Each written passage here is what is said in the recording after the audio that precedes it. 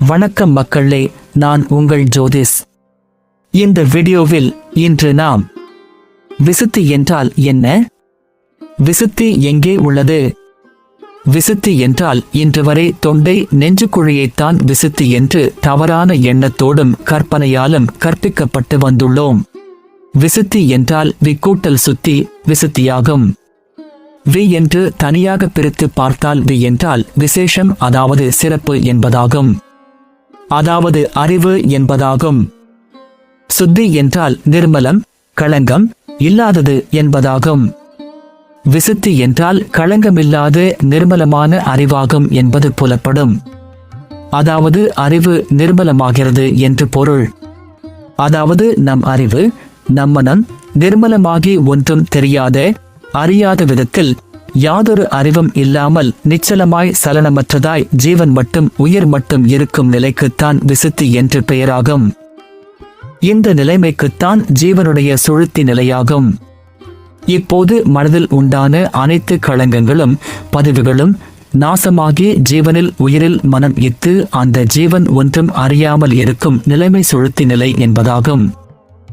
இன்று ஞானம் அறிவு குரட்டிய பின் பெற்ற பின் நம் ஜீவனில் மனம் லயித்து ஜீவன் மட்டும் ஒன்றும் அறியாமல் இருக்கின்ற நிலைதான் விசுத்தியாகும். இதை இப்போது நீ புரிந்து கொண்டாயல்லவா?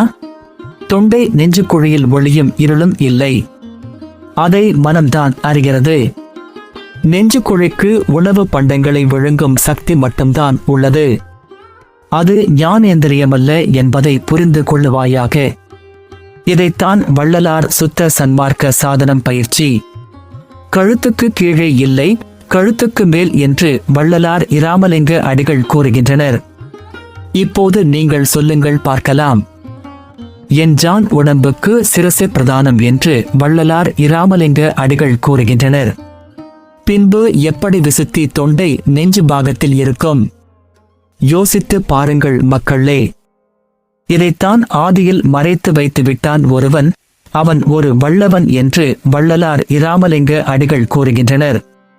இதனால்தான் இதுவரை வள்ளலார்க்கு பிறகு யாரும் சுத்த தேகம் கூட பெற முடியவில்லை. பின்னர் எப்படி பிரணவ தேகம் மற்றும் பிறகு எப்படி ஞான தேகம் சாத்தியம் என்பதும் கனவிலும் இல்லை. இது பற்றிய தகவல்கள் எல்லாம் புரிந்து கொள்ளும் வகையில் அடுத்த வீடியோவில் பார்க்கலாம். புரியவில்லை என்றால் முந்தைய வீடியோவை பார்க்கவும்.